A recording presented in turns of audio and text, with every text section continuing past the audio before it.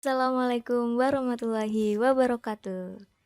Halo teman-teman, perkenalkan nama saya Nia Permatasari dengan NIM 30423085, Program Studi Komunikasi dan Penyiaran Islam, Fakultas Usuluddin Adab dan Dakwah. Nah, pada kesempatan kali ini kita akan belajar bareng nih mengenai asbabul wurud hadis, bersikap tegas yang dilakukan oleh Nabi Shallallahu Alaihi Wasallam dalam menghadapi sebuah kasus. Nah, Rasulullah Shallallahu Alaihi Wasallam dalam menegakkan sebuah hukum itu selalu bersikap tegas dan adil, tidak pandang bulu atau membedak-bedakan orang. Seperti peristiwa di masa Rasulullah Shallallahu Alaihi Wasallam, tepatnya pada peristiwa Fathu Makkah atau penakluk kota Makkah.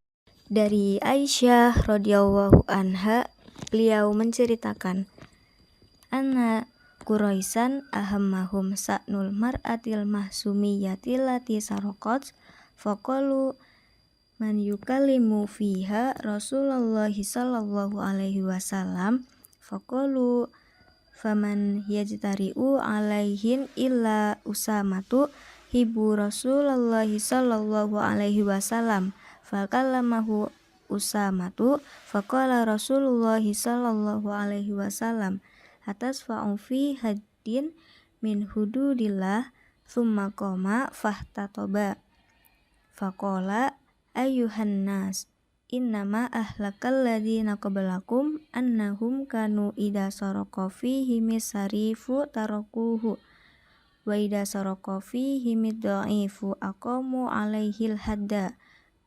waimullahi law an Fatimah binta Muhammadin sarokot tu yadaha.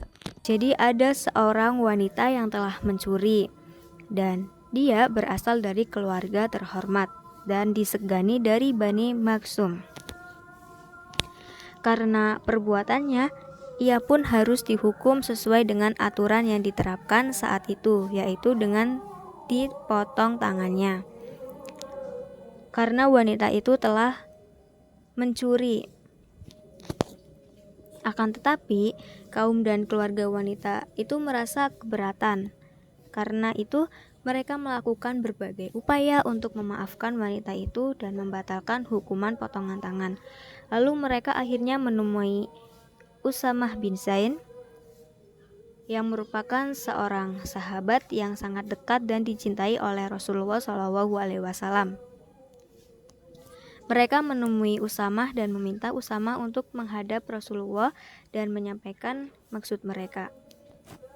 Setelah itu, Usamah pergi menemui Rasulullah SAW dan menyampaikan keinginan keluarga wanita yang melakukan pencurian itu.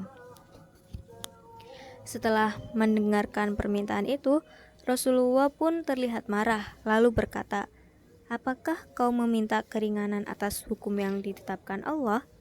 Kemudian beliau berdiri dan berkhutbah di hadapan kaum muslimin hingga sampai pada sabdanya, sesungguhnya telah membinasakan umat sebelum kalian adalah jika ada orang terhormat dan mulia di antara mereka mencuri.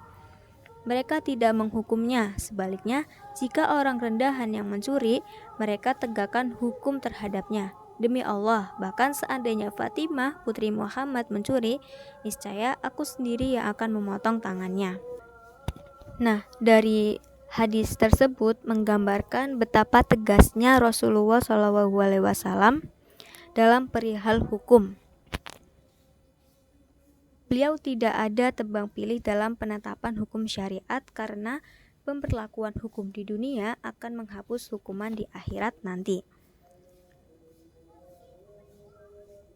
Akan tetapi tidak demikian halnya yang terjadi saat ini. Hukum selalu tajam ke bawah dan tumpul ke atas. Terkadang sistem demokrasi ini tidak konsisten karena selalu memihak para pemilik kekuasaan dibandingkan rakyatnya. Demokrasi membuka peluang untuk terjadi tawar-menawar dalam hukum sehingga menimbulkan keadilan di tengah masyarakat. Ibarat hidup di hutan rimba, siapa kuat dia yang menang. Siapa yang memiliki kekuatan, uang, dan kekuasaan, dialah yang akan menang. Nah, itulah problematika kehidupan bangsa, negara yang masih mempertontonkan ketidakadilan yang terjadi sangat jelas. Jadi, sebagai pemimpin, itu tidak boleh pandang bulu dalam menegakkan sebuah hukum. Pemimpin tidak boleh memihak seorang pun, entah itu karena hubungan dekat, kekayaan, ataupun kemuliaannya di masyarakat. Karena semua manusia itu sama di mata Tuhan, yang membedakan hanya iman dan takwa.